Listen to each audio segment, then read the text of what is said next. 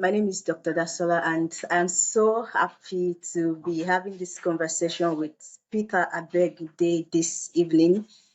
It's our first session, and Peter Abegude happens to be somebody I saw his work on LinkedIn.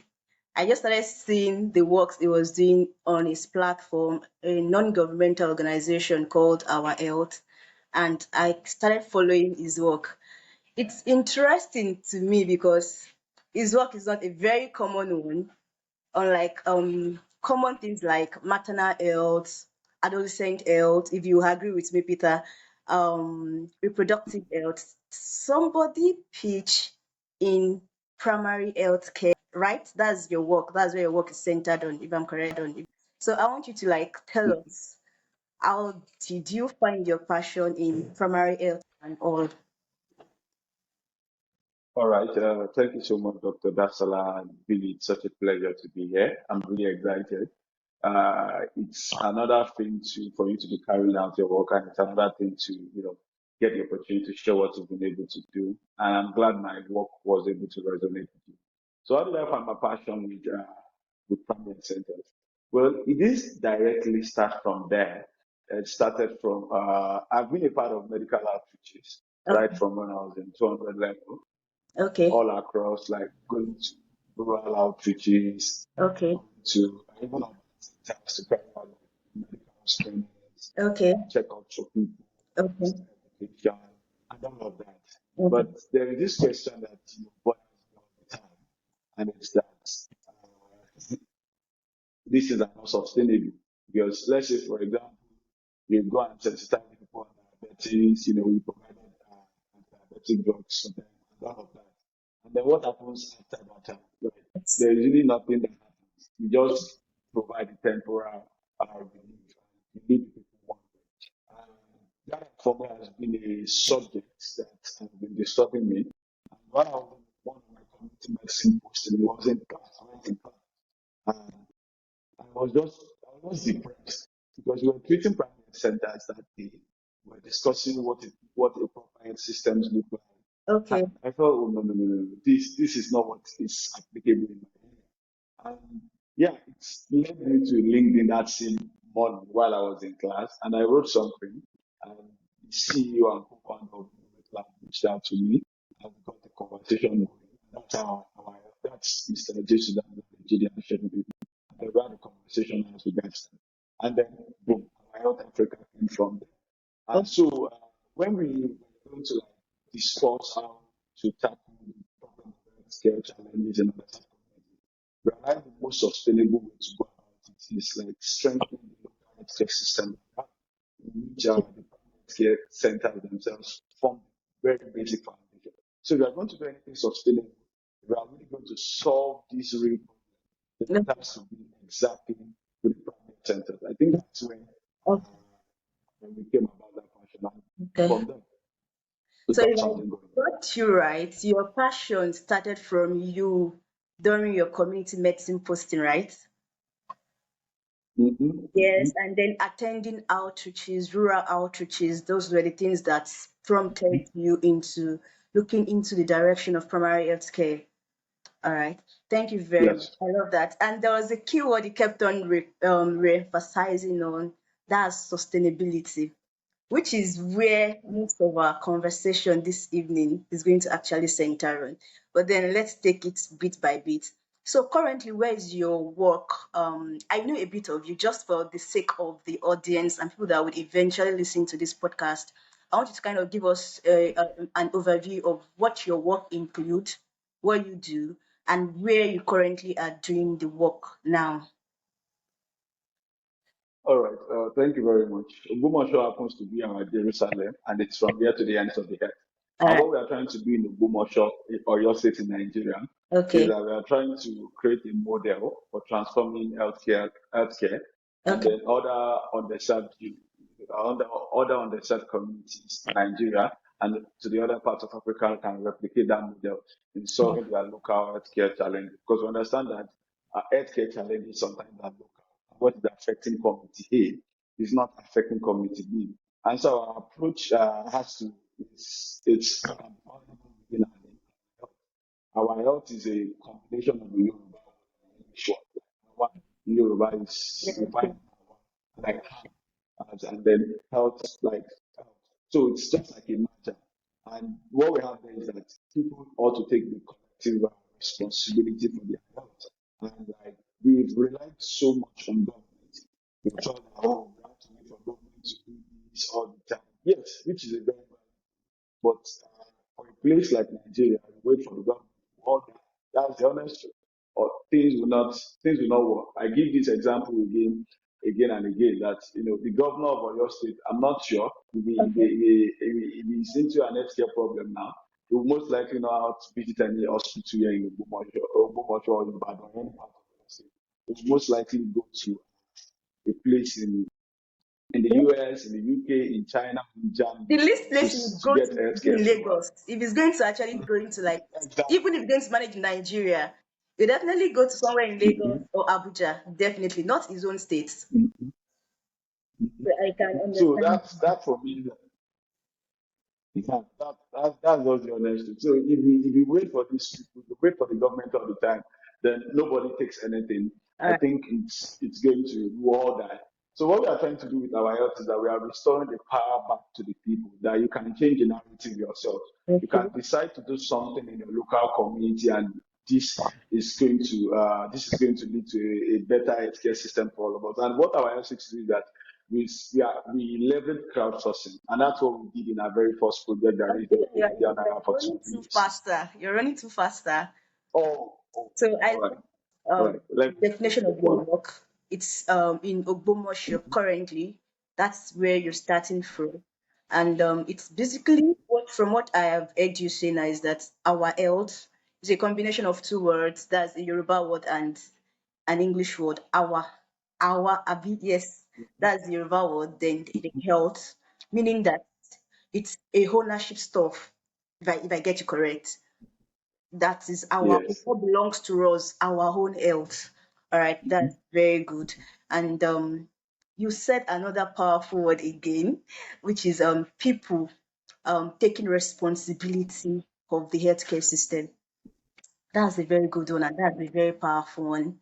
All right, because Yeah. most of the things I really want us to focus on today is what you do, because from what I've seen you do about sustainability, and while I caught you short the other time, now you're going to go into how you fund your project, right? That was what you're going to talk about. And okay, should I just allow you to talk about how you get resources for your project? Because basically, you go to primary healthcare centers, you equip them.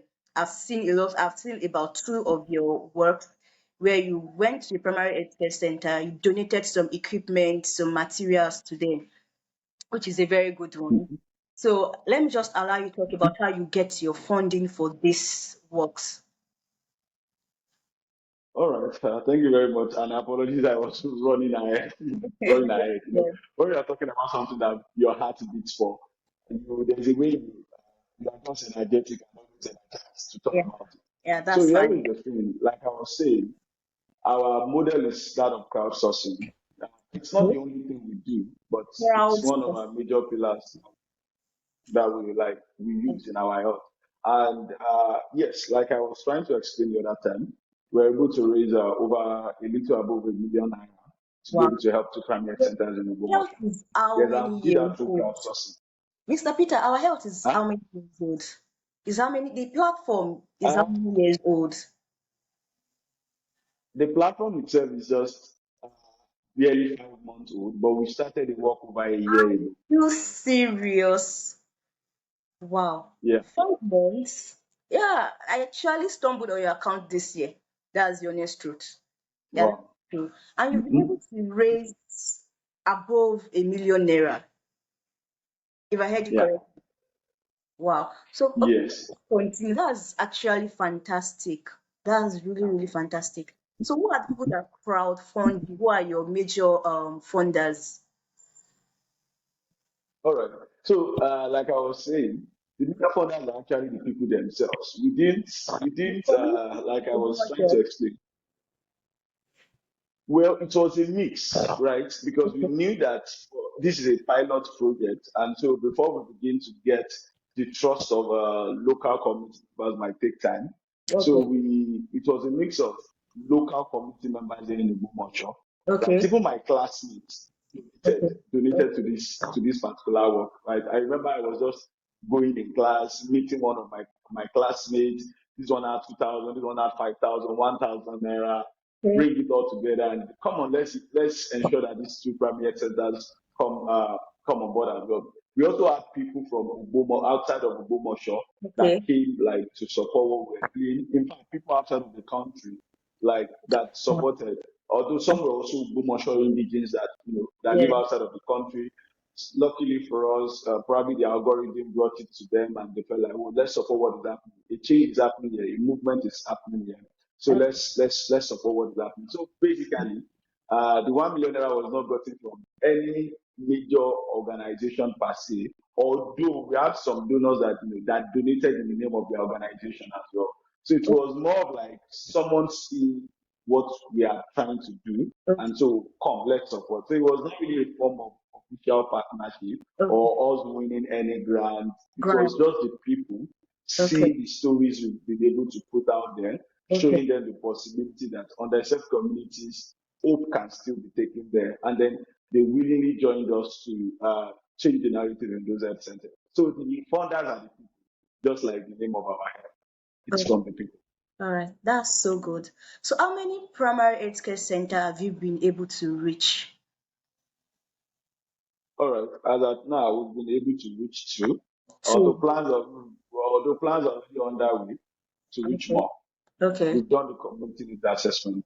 Okay. That's excellent for a platform of 5 months. I know you've had the idea, but then officially 5 months, and you've been able to raise about 1 million naira, and then you've been able to reach out to two primary healthcare centers.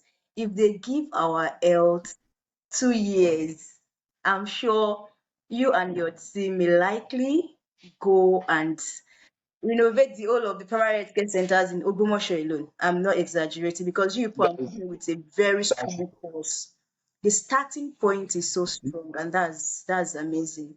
And when you have a good thank vision, you. it's easier for people to actually commit their money into it. That's another thing for it to just. It's much easier for people to commit to a vision that is very clear than something that is just looking like another caricature. All right, thank you very much. So let's go to the meat of the day. It's going to get a little bit hotter, but then it's just for us to be able to drive home important points. You're not the first person that is going to start an NGO. You're aware of that. And crowdfunding, everything. Do you think, as at this age, okay, let me start this way. Recently, the Minister for Health, that's Mohammed Pate, he sent a red letter across to the nation. Did you see the letter? Yes, we did. Yes. And the letter is actually something that is it's an information for primary healthcare center. That's it. In the letter, he was notifying us that a fund has been released as the Basic Primary Health Care Development Fund has been released, and the money, as at that time when the letter was being sent across the country, the money is currently going to each primary health care center. And he was urging Nigerians, urging community stakeholders to go to their primary healthcare centers and ask questions and try to participate and know how the money is going to be used. He's telling them that in that letter, I read it very well. Sit down with the hospital administrative, plan the use of the money together. I love that particular statement. Plan the use of it together. One of the key things in community health is community participation. The primary healthcare Yeah. centers are not just run by the hospitals alone, they are run together with the community stakeholders. Now, your work is centered on community health. So, how on primary healthcare centers and all? So, how do you think you can find yourself in actualizing what the Minister of Health has just circulated? with the same burden, because if you read that letter very well, you see that the minister is so concerned about the use of the money. So how do you think your organization can be of help, can participate in at the grassroots level now, not just funding, but also being part of decision makers in regards to this particular letter that has been circulating? All right. Thank you very much, Dr. Basola, for that question. Yeah, we when we saw the letter, we knew that yes, it was a right step in the right direction because obviously it's going to make the work easier for us. And we knew we needed to like go in we needed to re-strategize Yeah. what our next move was going to be. It- Because it seems like we're almost trying to do something, so it's not wisdom to be replicating unnecessary effort. So I think Exactly. we need to first of all understand what community health really is at the grassroots. For every primary health center, there's already an existing uh, Represented. local health committee, Yes. yes, for that health center. And I think what we can do right at our health is to engage people Mm. to participate in this thing, to encourage them. And I think the way we can do that is that most likely the coming months to be more around PHCs to understand how the funds are being utilized, the meetings that are held, because we don't want to intrude into those local funds. We don't want to look at SIBO. You guys don't know how to spend the funds. Let's help you Okay. spend. That's not what we're going to do. Yes. What we're going to do is just like go around, offer counsel to these family centers because obviously they themselves they know what they need. Like Yes. I remember when we were at the family center last year, like the woman like immediately we got there, like they highlighted whatever they need.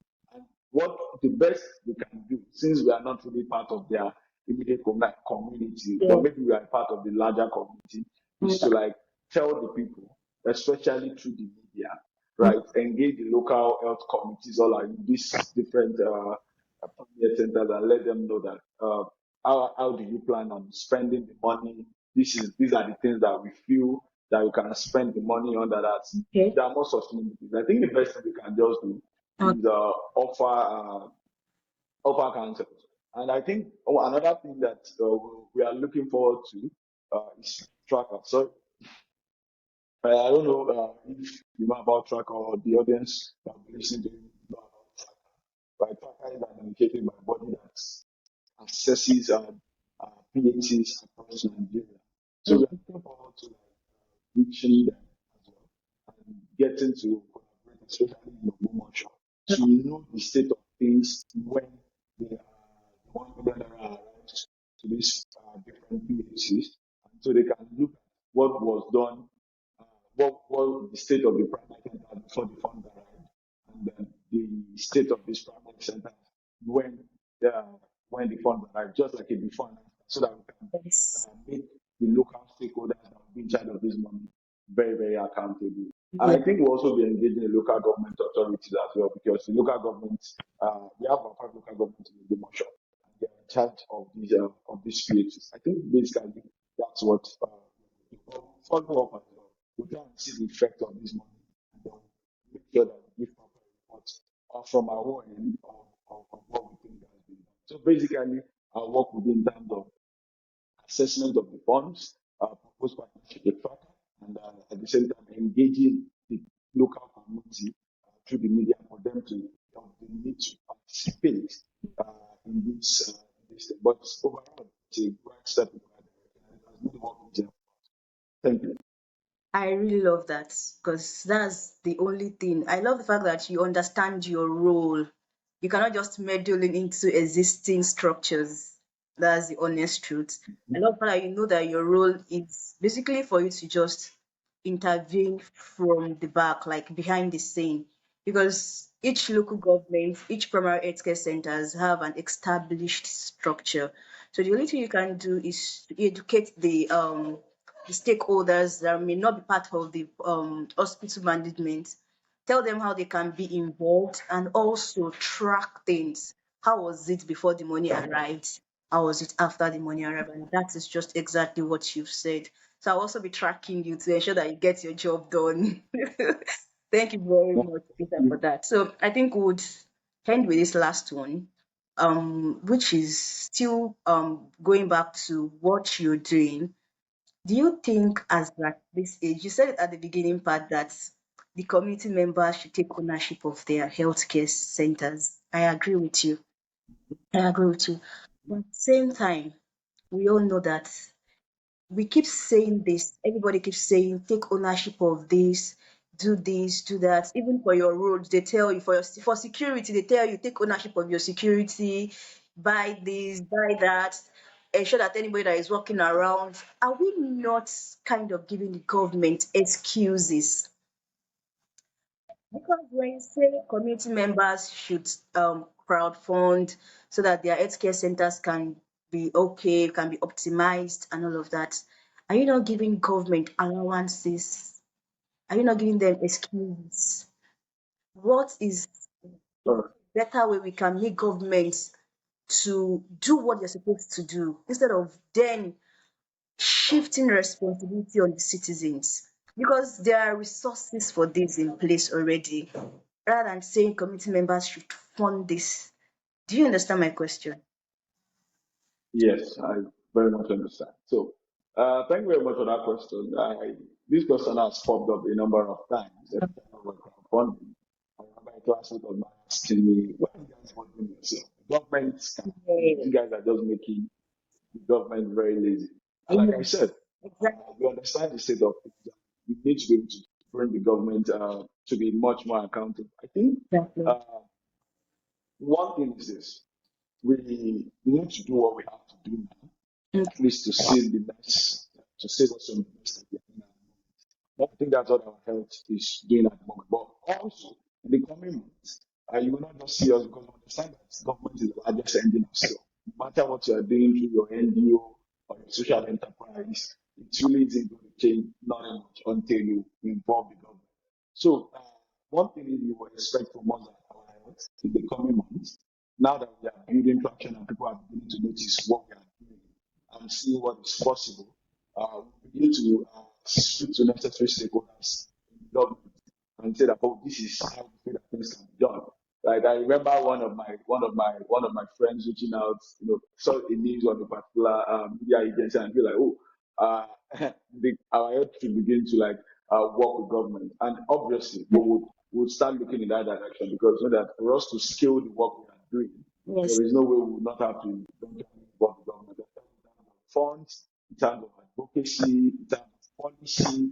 Right, it's definitely we are not going to be doing that outside of the government. And one of our projects in the coming month eventually has to do with a government agency. So we are not leaving the government behind.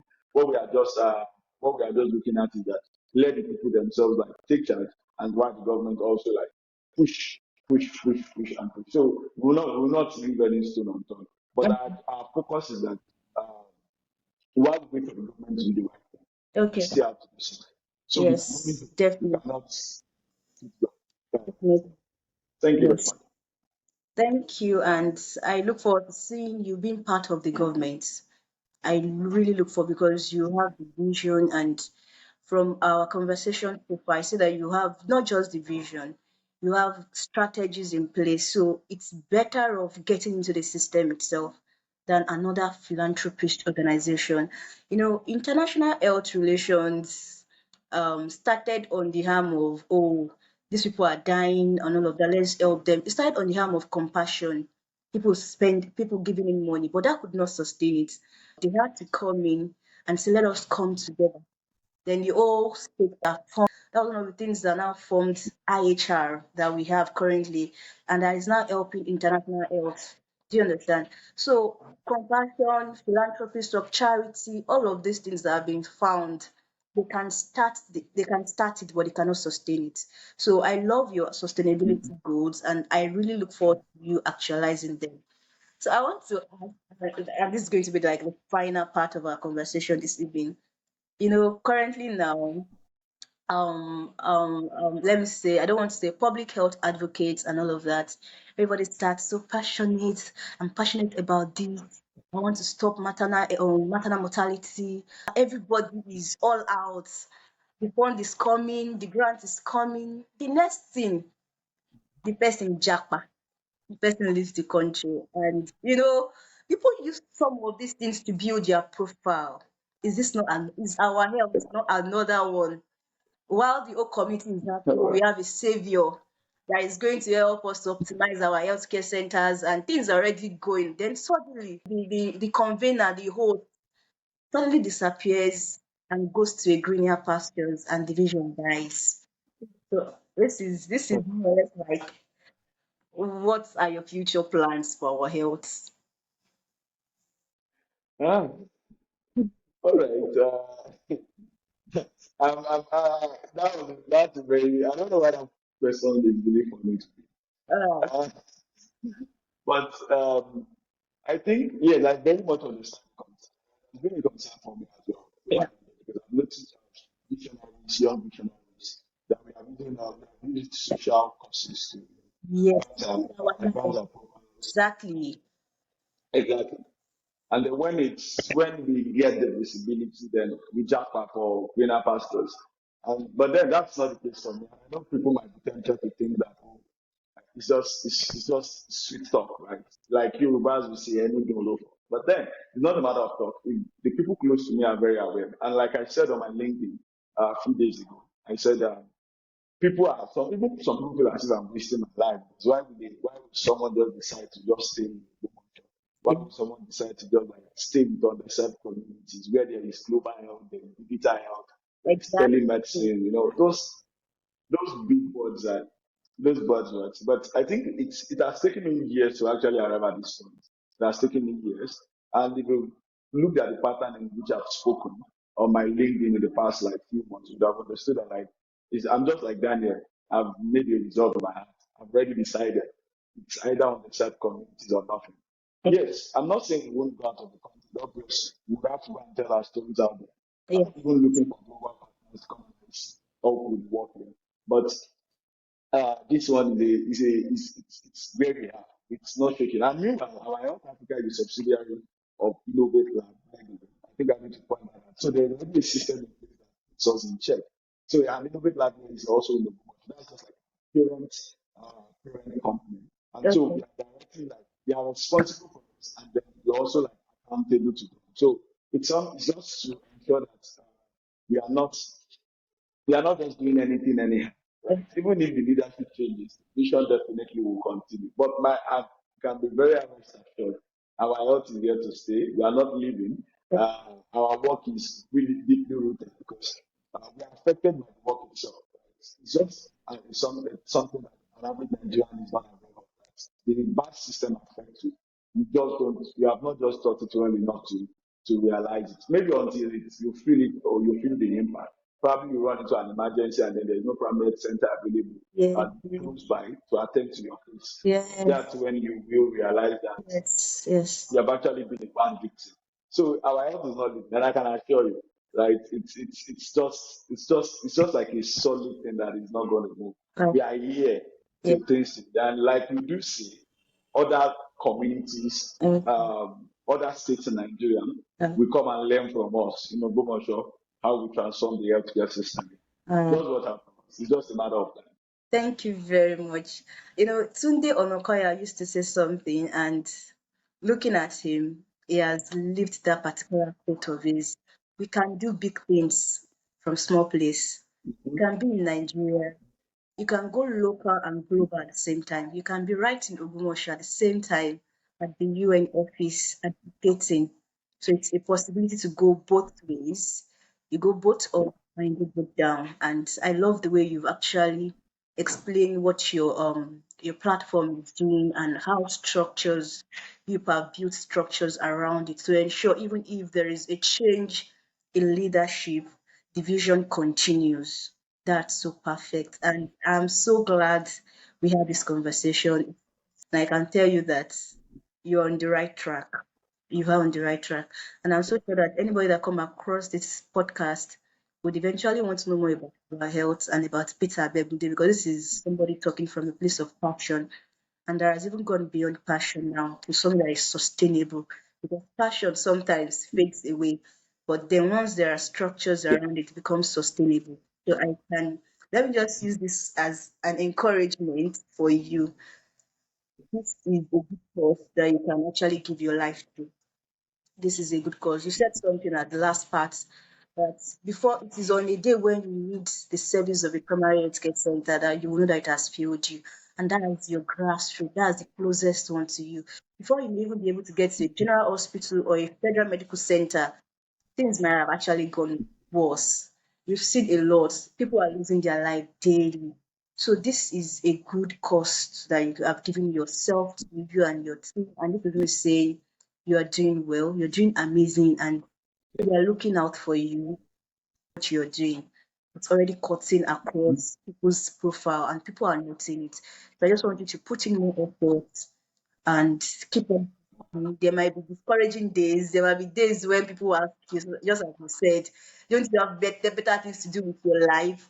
So yeah, there are things like that. Can't you build technologies? You are here doing primary health care. Can't you think of something big? No, but people are there that don't even have network. So, do you understand? So this is a very good cause to give your life to, and I just want to encourage you and tell you that it's something rewarding, not only for you, but for the public and for the less privileged. People that their voice will never be heard, which is you trying to watch out for them, praying discouragement or anything else you would love to say before we end the podcast. All right, just in a few seconds. Thank you very much, Dr. Dasola. It's really been a very wonderful time with you on this podcast. And to visionaries like myself, the journey is actually very rough. I wouldn't lie to you. It's a very hard work task. Okay. Like you said, there are days that we get discouraged, but uh, it's just a message of don't give up. Right? Be encouraged to do the local work. Yeah. Don't be the hate for the global platforms. Solve local problems. Solve your local problems that you can find local community. Solve them with the word of your hand. Be ready to do the local work. Be ready to do the dirty work. Get your hands on the solution Yeah. and pour in your heart on it. And don't be discouraged by what people are saying. Don't be discouraged by you traveling from one country to the other. Right? In the right time, those things will come. But much more importantly, your community needs you now more than ever, whether Mm. it's a social enterprise, a food Yeah. store business, an NGO, everything that your hand can find is ensuring that solving the local problem in your local community. Yeah. Very, very important. Thank you very much. That was my part. Thank you very much, Peter Begunde, and we are going to end the podcast here. Thank you, and I'm looking forward to seeing thoughtful conversation continue from this, and hopefully one of these days we have Peter Begunde again here. Thank you.